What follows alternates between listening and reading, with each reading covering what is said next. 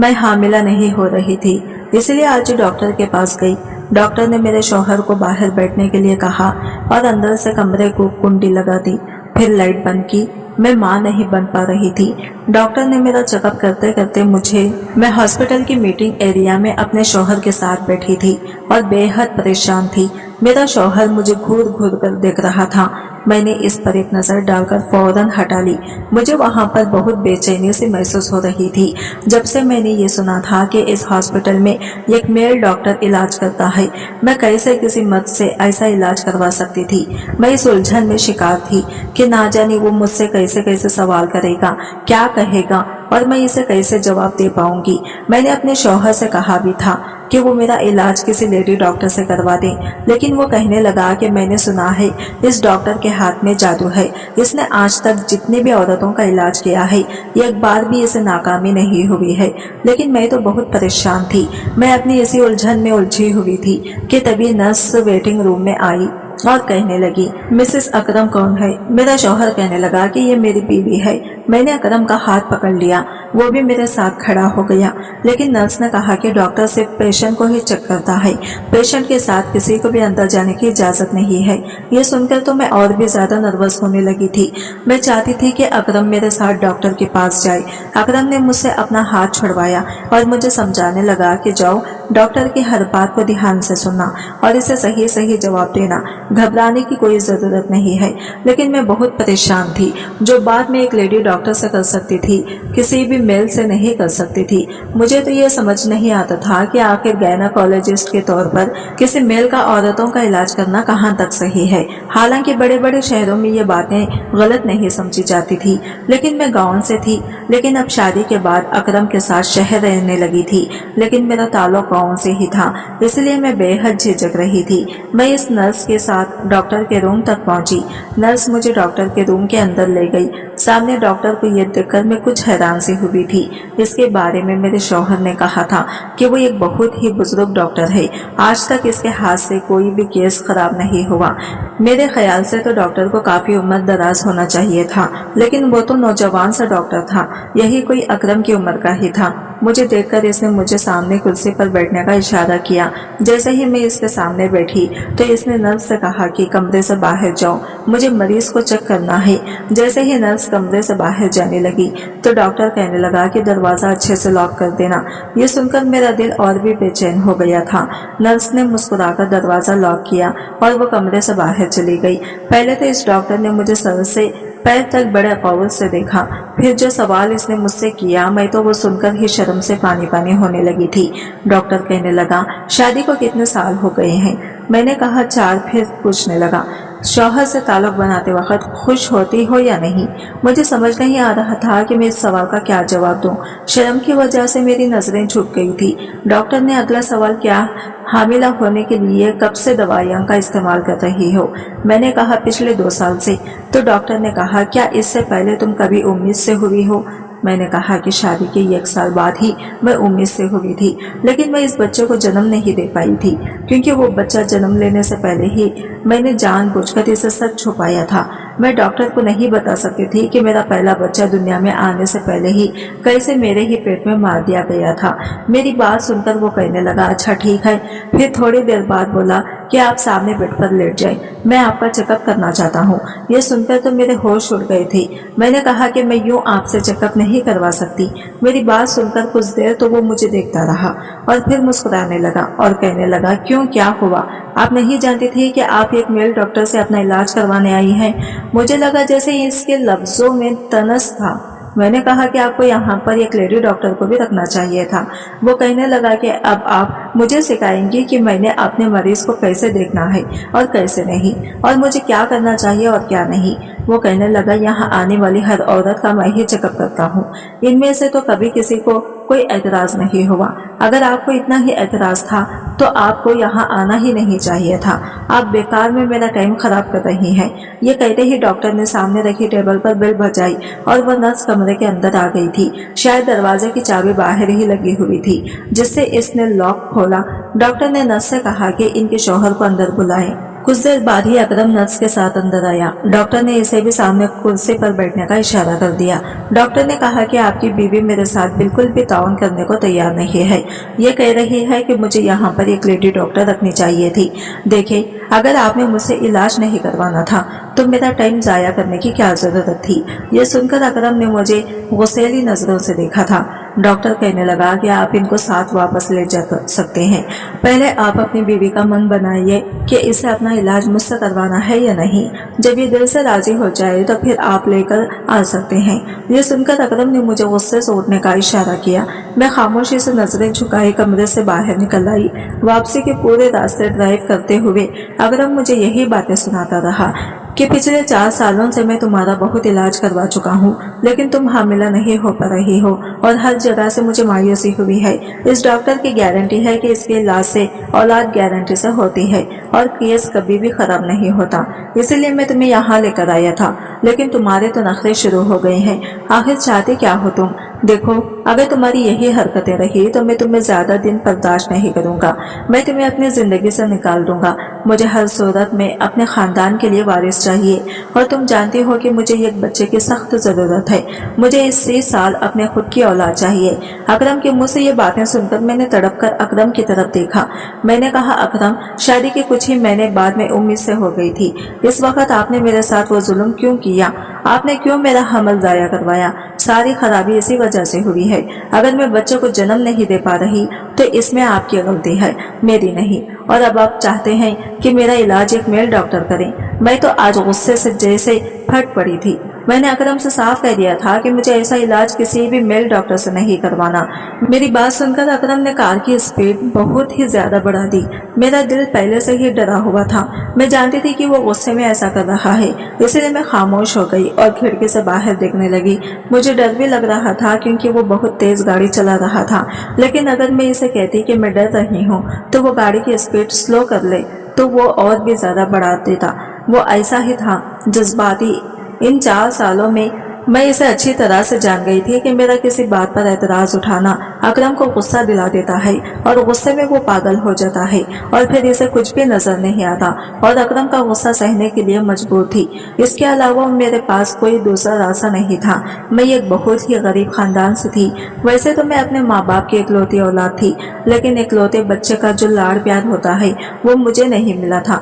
लाड़ प्यार भी बच्चों को तभी मिलता है जब घर में खुशहाली होती है।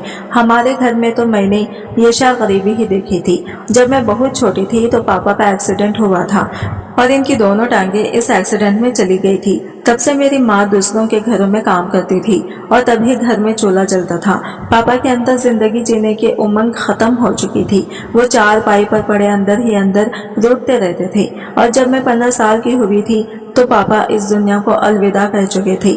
मेरी माँ तो पहले ही काम करती थी। अब्बा के जाने के बाद तो उन्होंने वैसे ही काम करना था क्योंकि खाने वाला अब कोई नहीं था और कमाकर मुझे पाल रही थी। 5वीं क्लास के बाद ही मैंने पढ़ाई छोड़ दी थी। मुझे पढ़ाई में कोई दिलचस्पी ही नहीं थी। हालांकि मेरी माँ ने एड़ी चोटी का जोर लगा दिया था कि मैं पढ़ लिख कर अपने पैरों पर खड़ी हो जाऊं, लेकिन मेरा मन पढ़ाई में बिल्कुल भी नहीं लगता था। घर अपना था इसलिए इतनी ज्यादा दिक्कत नहीं होती थी। अम्मी को जो भी पैसे मिलते थे जैसे तैसे करके वो मेरी फीस भी भर देती थी और आगे भी मुझे पढ़ाना चाहती थी। वो मुझे समझाती थी कि पढ़ाई के बिना जिंदगी कुछ भी नहीं है। माँ ने कहा कि मेरी तो जैसे तैसे जिंदगी कट गई है, लेकिन मैं तुम्हें खुशहाल जिंदगी देना चाहती हूँ। पढ़ लिख जाओगी तो अपने पैरों पर खड़ी हो जाओगी और किसी की मोहताज नहीं रहोगी। लेकिन मैंने कभी भी पढ़ाई में दिल नहीं लगाया। माँ के काम पर जाने के बाद मैं भी अपने सहेलियों के साथ घूमने फिरने निकल जाया करती। अब माँ ने मुझे पढ़ाई के लिए परेशान करना बंद कर दिया क्योंकि वो भी समझ चुकी थी कि अब मैं पढ़ाई नहीं करूंगी। अब जिंदगी यूं ही गुजरने लगी और मैं ही साल की हो चुकी थी। अम्मी की एक सहेली थी जो अब शादी के बाद शहर में रहने लगी थी। अम्मी की सहेली का मैके हमारे ही गाँव में था। एक बार जब वो अपने मैके आई तो अम्मी से भी मिलने आई और वो अपने इकलौते बेटे अकरम के लिए मुझे पसंद कर गई। हालांकि मेरी माँ ने इसे कह दिया था कि हमारे पास देने के लिए कुछ भी नहीं है, लेकिन अम्मी की सहेली को मैं बहुत पसंद आ गई थी और वो वैसे भी अम्मी का बोझ भी हल्का करना चाहती थी, क्योंकि अम्मी अब बीमार रहने लगी थी। इसलिए अपने बेटे अकरम के साथ मेरी शादी कर दी। मेरी अकरम की शादी को 5 महीने ही हुए थे कि मेरी माँ इस दुनिया से चली गई। मैं ख्यालों की दुनिया में एकदम से चौंक कर निकली थी, क्योंकि गाड़ी घर के सामने बड़ी जोर के ब्रेक लगने पर रुकी थी। मेरा सर सामने बोर्ड से टकराते टकराते बचा था। मेरे उतरने से पहले ही अकरम गाड़ी से उतरा और गाड़ी का दरवाजा बड़े जोर से बंद कर दिया और घर के दरवाजे का ताला खोलने लगा। ये देखकर मैं समझ गई थी कि आज फिर मेरी शामत है। मुझे तो ये इंसान कोई दिमागी मरीज लगता था। जब से मेरी शादी हुई थी मुझे जिंदगी में कोई खुशी नसीब नहीं हुई थी। मुझे ये बात समझ ही नहीं आती कि कब कोई बात इस इंसान के मिजाज के खिलाफ हो जाएगी और ये मेरी जिंदगी को जहन्नम बना के रख देगा। जैसे ही मैं घर के अंदर दाखिल हुई, इसने मुझे बाजू से दबोच कर पकड़ा और घसीटने के अंदाज से कमरे में ले गया। मुझे बेड पर लाकर गिरा और कहने लगा, बहुत ज्यादा जबान चलानी आ गई है तुम्हें। मेरे सामने तुम जानती हो कि मुझे बहस पसंद नहीं है। ये बात तुम अच्छी तरह जानती हो, फिर भी आज माफ कर रहा हूँ। आगे से मेरे सामने तमीज के साथ पेश आना। और एक बात मेरी कान खोलकर सुन लो, मैं कल तुम्हें दोबारा इस डॉक्टर के पास लेकर जाऊंगा। अंदर तुम खामोशी से इससे चेकअप करवाओगी। जिस कदर गुस्से से अकरम मुझसे कह रहा था, मैं जानती थी कि अगर मैं इसकी बात से इनकार किया तो वो मुझे मुंह पर थप्पड़ की बारिश कर देगा। वो ऐसा ही था, जिद्दी, जुनून, गुस्से में इसे कुछ भी दिखाई नहीं देता था। इसलिए मैंने भी अपनी जबान बंद रखी और कुछ भी नहीं कहा। अगले दिन वो मुझे इसी डॉक्टर के पास दोबारा ले गया। जब मैं इस डॉक्टर के कमरे में गई तो वो मुझे देखकर तंजिया मुस्कुराने लगा था। फिर कहने लगा, बेड पर लेट जाओ। मैं इस बार खामोशी से लेट गई। इसके बाद जब इसने कमरे की लाइट बंद की तो मेरे होश उड़ गई थी। मैं सोचने लगी कि यह कौन सा चेकअप था जो ये लाइट बंद करके मेरे साथ करना चाह रहा था। मैंने कहा कि आपने लाइट क्यों बंद कर दी? वो कहने लगा, मेरे इलाज का यही तरीका है। यह कहकर डॉक्टर मेरे पास आ गया। इस कमरे में हल्की हल्की सी रोशनी थी, वो भी शायद खिड़की से आ रही थी। मेरा दिल बुरी तरह से घबरा रहा था और मेरे दिल की धड़कनें बहुत तेज थी। अब वो मेरे बहुत करीब आ चुका था। और फिर इसके बाद जब मेरी शादी अकरम से हुई, वो दोनों माँ बेटा ही थे। अकरम का ना कोई भाई था ना बहन। इसके पापा भी जिंदा नहीं थे। मेरी सास बहुत अच्छी थी, लेकिन अकरम का रवैया मेरे साथ ऐसा था कि कभी आग तो कभी पानी। इसके मिजाज से मैं परेशान होकर रह गई थी। कभी कभी तो मेरी बड़ी से बड़ी बात को भी नजरअंदाज कर जाता और कभी कभी जरा सी बात पर भी लड़ने झगड़ने लगता। जब तक मेरी सास जिंदा थी वो अकरम से मेरी खातिर लड़ जाती थी। कहती थी, क्यों तुम इस बेचारे के पीछे पड़ रहते हो? वो तो तुम्हारे सामने उफ भी नहीं करती। खुद में थोड़ा बदलाव लाओ। अब तुम शादीशुदा हो। हर वक्त का गुस्सा और झगड़ा अच्छी बात नहीं होती। शादी को 1 महीना गुजरा था और 1 महीने में ही मैं अकरम से तंग आ चुकी थी। इस 1 महीने के अरसे में कई बार मैंने गिनती करते करते रोते हुए अकरम को मनाया था। अगर वो किसी बात पर नाराज हो जाता और जब तक मैं इसके सामने रोते हुए हाथ जोड़कर माफिया नहीं मांगती, वो बिल्कुल भी नहीं मांगता था। 1-2 बार वो मुझ पर हाथ भी उठा चुका था। छोटी छोटी बातों पर ही वो इतना ज्यादा गुस्सा हो जाता था कि मेरे ऊपर हाथ उठा देता था। कभी कहता कि तुम शर्ट को सही तरीके से प्रेस नहीं करती हो, कभी कहता कि तुम चाय अच्छी नहीं बनाती हो। हालांकि मैं अपनी तरफ से पूरी कोशिश करती थी कि जैसा इसे पसंद है मैं वैसा ही काम करूं, लेकिन वो किसी तरह से भी राजी नहीं होता था। शादी के कुछ महीने बाद ही जब मैं पहली बार उम्मीद से हुई तो हाल मेरा अकरम ने किया था। सुनने वालों को शायद रूह कांप उठे। इन दिनों जब मैं उम्मीद से हुई तो मेरी तबीयत सुस्त थी, इसलिए मेरी सास मुझे करीबी क्लिनिक पर ले गई। डॉक्टर ने मेरे 1-2 टेस्ट करवाए और ये खुशखबरी सुना दी कि मैं उम्मीद से हूँ। मैं भी यह खबर सुनकर बहुत खुश हो गई थी कि हो सकता है कि जब यह खबर अकरम को मालूम हो गई तो वो सुधर जाएगा और मेरा ख्याल रखने लगेगा। लेकिन ये मेरी यह गलत फहमी थी। जैसे ही मेरी सास ने अकरम को यह खबर सुनाई तो एकदम ही गुमसुम सा हो गया था और आंखें गुस्से से लाल होने लगी थी। मुझे लगता था जैसे वो अपने आप में गुस्सा बर्दाश्त कर रहा है, दिल ही दिल में गुस्से को पी रहा है। ये देखकर मैं बुरी तरह से डर गई थी। मुझे समझ नहीं आ रहा था कि इसे ये खबर सुनकर गुस्सा क्यों आया है। ये तो खुशी की बात थी। रात को जब मैं कमरे में आई तो वो बहुत सिगरेट पी रहा था। पूरा कमरा धुएं से भरा पड़ा था।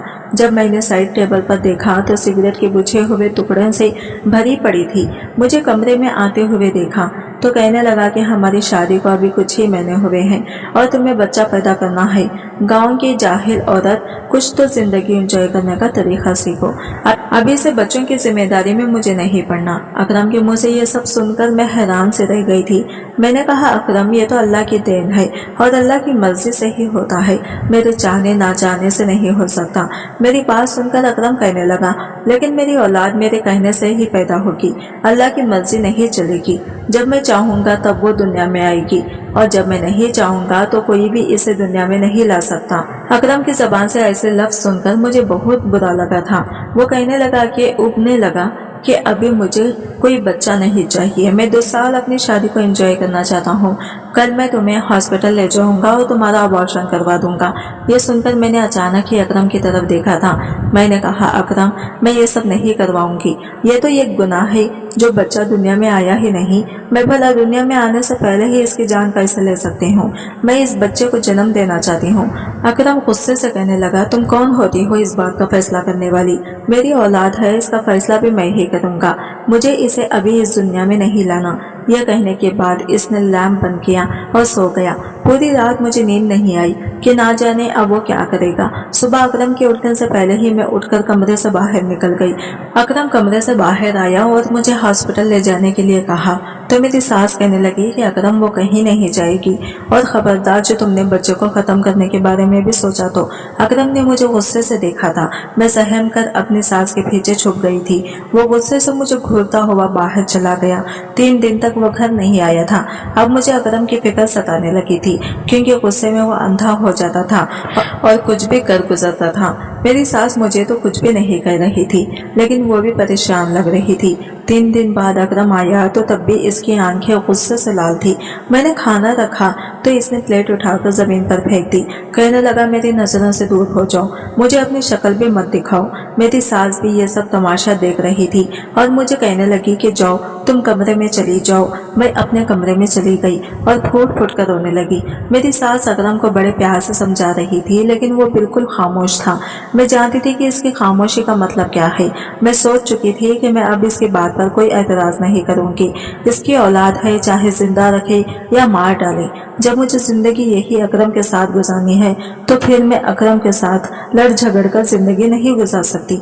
जैसे ही अकरम कमरे में आया, इससे पहले कि मैं इससे ये सब कह दी कि वो जो चाहता है कर ले, लेकिन इसने तो मेरी बात ही नहीं सुनी। इसने मुझे जमीन पर धक्का दे दिया और फिर मेरे पेट पर जोर जोर से लाते मारने लगा। मैं चीखती रही, चिल्लाती रही, कहने लगा कि मैंने बहुत आसानी से इस झंझट को खत्म करवाना चाहा था, लेकिन तुम भूल गई कि तुम मुझसे जिद करोगी तो तुम्हारा यही हाल होगा। अब मैं ऐसे ही इस झंझट को खत्म कर दूंगा। मेरी सास मेरी चीख सुनकर दरवाजा बजाने लगी।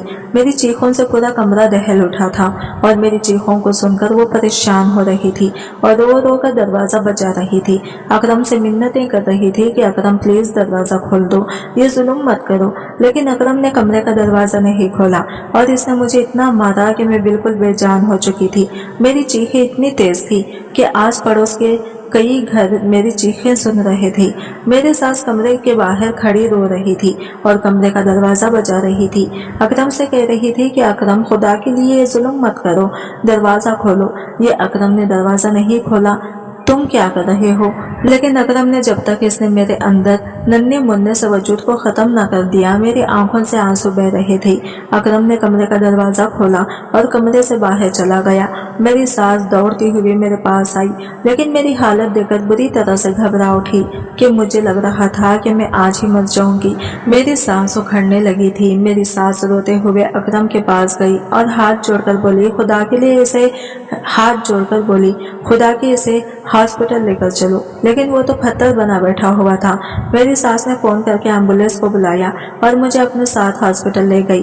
3 दिन में हॉस्पिटल में रही और इसके बाद मैं घर वापस आ गई थी। अकरम ने मुझसे बिल्कुल ही बातचीत बंद कर रखी थी।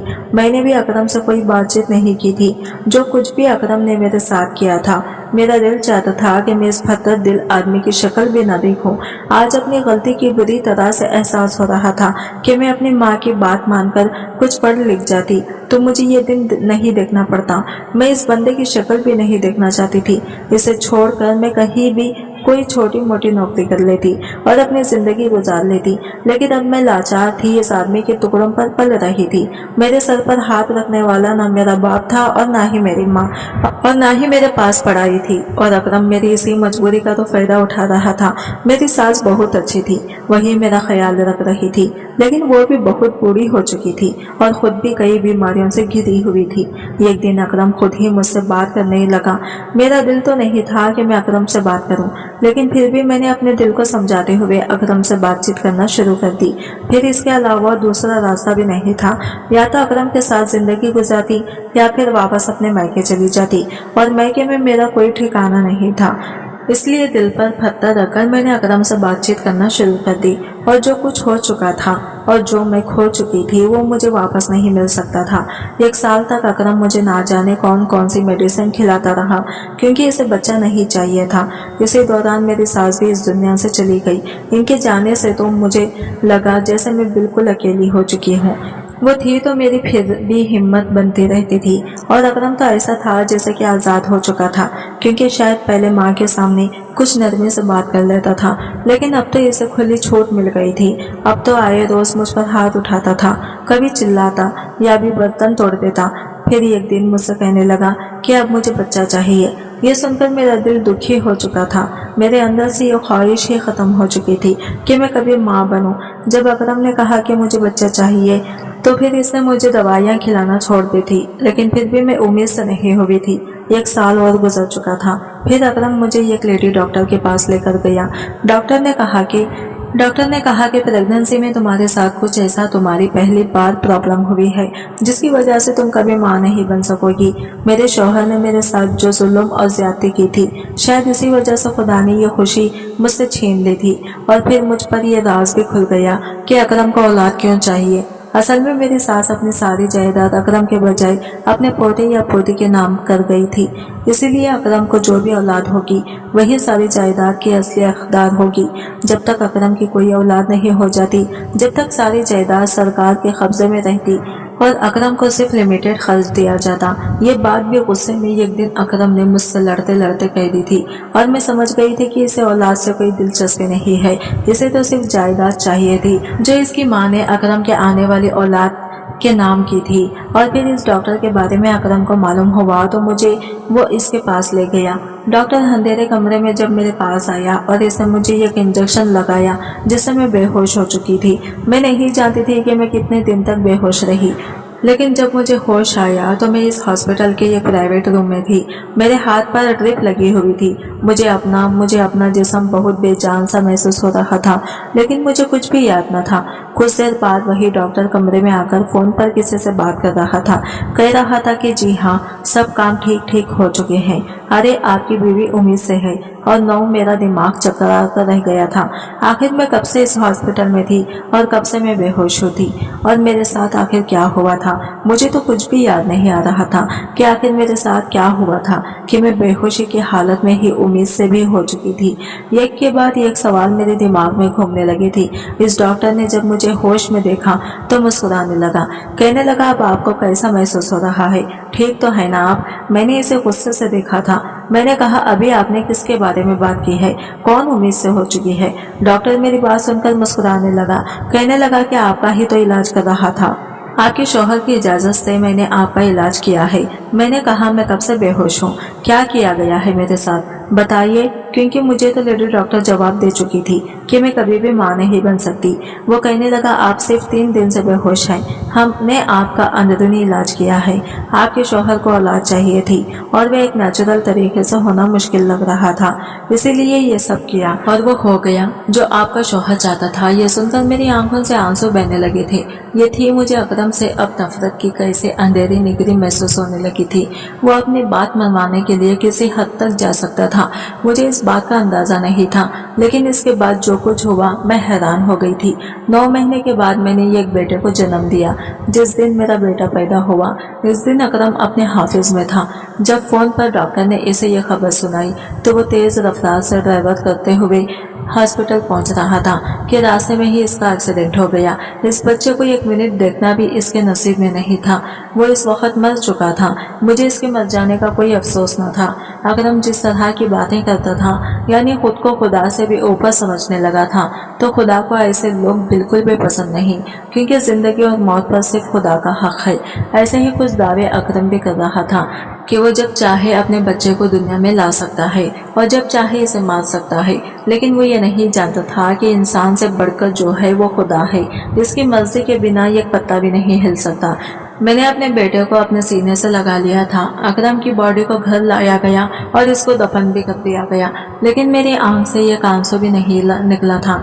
सब लोग ये समझ रहे थे कि मुझे अकरम की मौत का सदमा लग गया है, इसीलिए मेरी आंख से आंसू नहीं गिर रहा था, लेकिन मुझे कोई सदमा नहीं लगा था। मुझे अकरम के जाने का कोई दुख नहीं था। अकरम के जाने के बाद जिंदगी धीरे धीरे अपने रास्ते पर आने लगी थी।